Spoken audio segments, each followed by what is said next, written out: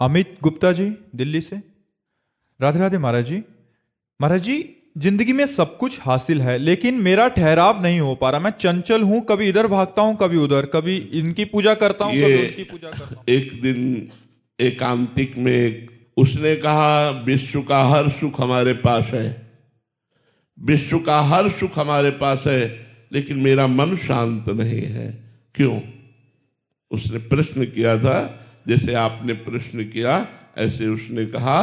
तुमने कहा तुम्हारे पास भगवान नहीं, तुम्हारे जीवन में भगवान का अस्तित्व नहीं है, तुमने भगवान की शरणागति नहीं ली, भगवान का आश्रय नहीं लिया, इसलिए मन बिना भगवान के नहीं टिक सकता। मन भगवान का अंश है, इंद्रियाणाम मनश्चास्मि, और ये भोगों में कभी तृप्त नहीं हो सकता, ये भगवान में तृप्त होगा। देखो, हमको लगता है कि अगर अमुक भोग हमें मिल जाए तो मैं तृप्त हो जाऊंगा, लेकिन उसको कोई भोग रहा है और वो दूसरे को चाह रहा है और वो तीसरे को चाह रहा है। यार है क्या समस्या? इस बात को समझना चाहिए कि भोगों से कभी किसी को तृप्ति नहीं हो सकती। एक बार चक्रवर्ती सम्राट महाराज भर्तरी जी ने अपने मन को पढ़ा कि चाह क्या रहा है, तो मन में निकला एक सुंदर स्त्री का संयोग। चक्रवर्ती सम्राट थे, उन्होंने ऐलान कर दिया कि चक्रवर्ती सम्राट महाराज भर्तरी ब्याह करना चाहते हैं, लेकिन अपनी पसंद का, सुंदरियां एकत्रित हों और हम उसे चुनेंगे। तो चुना एक बहुत ही सर्वांग सुंदर, उनके मन को अच्छी लगने वाली, जिसका नाम पिंगला था, उसको चयन किया। अब वो बहुत ही महान पुरुष थे, इसलिए कोई साधारण भोगी पुरुष तो थे नहीं।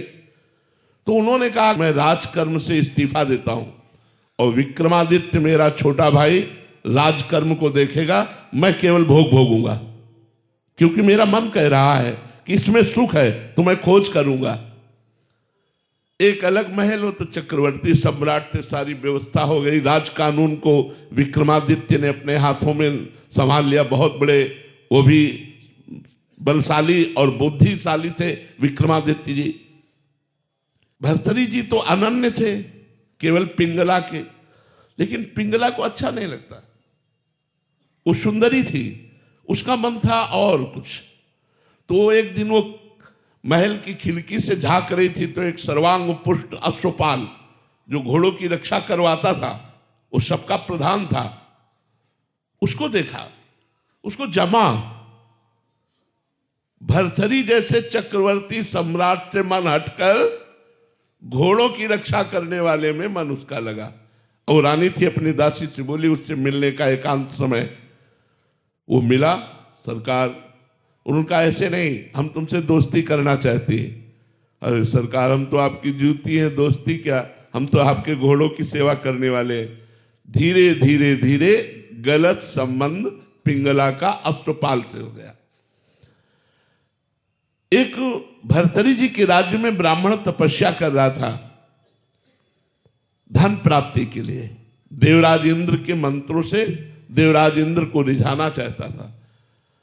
बड़े तप और व्रत से जब उसने नियम पूर्ण किया, तो देवराज इंद्र प्रकट हुए, बिना कुछ बोले एक फल दिया, कहा यह अमृत फल है, इसको खा लेने पर अमर हो जाएगा, और अंतर ध्यान हो गए। तो उसने कहा कि मेरी बात तो सुनी नहीं, मुझे अमृत फल क्या चाहिए, गरीब ब्राह्मण वैसे ही, और मुझे अमर होके क्या करना है, मुझे तो धन चाहिए था। देवराज इंद्र ने अमर फल दिया, अब क्या करें? उन्होंने विचार किया कि महाराज भर्तरी को ये अमर फल दे दे और हम उनसे मनमाना धन ले सकते हैं। ऐसा ही किया। महाराज की जय हो। राजा के चक्रवर्ती सम्राट भर्तरी के महल में दो के लिए छूट थी, एक निजी सेवक और एक ब्रह्म ऋषि। अगर ब्रह्म ऋषि आना चाहते हैं तो उनके लिए कोई रोक नहीं थी। वो गए, महाराज की जय हो, खड़े होकर प्रणाम किया और कहा, कहो ब्राह्मण देवता। बोले, मैंने तपस्या की और अमल फल प्राप्त किया, ये आप ले लीजिए। उन्होंने आदेश कर दिया, खजाने से जितना धन चाहे उनको दे दो। अमर फल लिया। विचार किया भर्तरी जी ने कि मैं तो प्यार पिंगला से करता हूं, अमर फल पाकर क्या करूंगा? यदि पिंगला अमर हो जाए तो जब तक मैं जीवित रहूंगा मेरे सामने रहेगी। पिंगला को बुलाया और कहा, मेरे राष्ट्र के ब्रह्म ऋषि ने तपस्या के द्वारा ये अमर फल प्राप्त किया, इसे आप स्वीकार कर लीजिए और खा लीजिए। उनका अमर फल तो स्नान आदि करके पवित्र अवस्था में पाया जाता, मैं पालूंगी, आप निश्चिंत रहिए। उसने विचार किया कि मैं अमर फल खा करके क्या करूंगी, अगर मेरा दोस्त अश्वपाल अमर हो जाए तो मुझे, उसने अश्वपाल को अमर फल दे दिया। अश्वपाल का राजा के दरबार में नृत्यांगना जो नवयुवती वैश्या थी उससे भी संपर्क था। उसने सोचा अगर वो वैश्या अमर हो जाए तो मेरा जीवन सफल हो जाए। उसने अपनी प्रेमिका वैश्या को दे दिया। वैश्या ने विचार किया, मैं नाचने वाली इस अमर फल को खाकर क्या करूंगी, अगर महाराज भर्तरी अमर हो जाए तो वो फल फिर भर्तरी जी के पास पहुंच गया। वैश्या ने जाकर, जय हो सरकार, वो निजी सेवकों में थी, ये अमर फल लीजिए। भर्तरी जी ने सुना अमर फल, वैश्या राष्ट्र का ब्रह्म ऋषि बोल रहा है, वो तो समझ में आया। वैश्या से कहा, सत्य बोलना, मैं मृत्यु दंड दूंगा। यह अमर फल तुझे कहां से प्राप्त हुआ? बोले महाराज अश्वपाल से। चलो एकांत हो, जब मैं बुलाऊं तब आना। भर्तरी जी ने कहा, मैं कल दरबार में पेश हो रहा हूं। दरबार में पेश हुए, अश्वपाल को बुलाया, अगर सत्य बोलेगा तो तुझे माफ कर दूंगा, बोल तुझे ये अमर फल कहां से मिला? तो उनका महारानी पिंगला ने दिया। पिंगला से कहा कि मुझ चक्रवर्ती सम्राट से तुझे तृप्ति नहीं, अय अश्वपाल तुझे पिंगला से तृप्ति नहीं, तू वैश्या से। धिक्कार है इस काम को और इस मन को।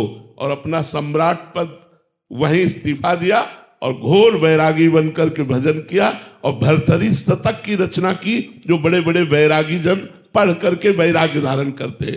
तो ये मन हमारा सोना चांदी रुपया पैसा घर मकान स्त्री पुरुष इनसे तृप्त होने वाला नहीं। जब तक भगवान नहीं मिलेंगे तब तक हमें शांति नहीं मिलेगी, तब तक हमारा मन तृप्त नहीं होगा, तब तक हमारी इच्छाएं हमको रौंदती रहेंगी, कभी ये इच्छा कभी ये इच्छा कभी ये इच्छा। आप जब अपने से बड़े को देखेंगे तो आपके हृदय में जलन हो जाएगी, लगेगा मुझे ऐसा होना चाहिए। जब आप वैसा हो जाएंगे तो आपको और बड़ा दिखाई देगा, माया आपके सामने पेश करती जाएगी। तृप्ति कभी नहीं होगी, तृप्ति होगी भगवान की प्राप्ति से।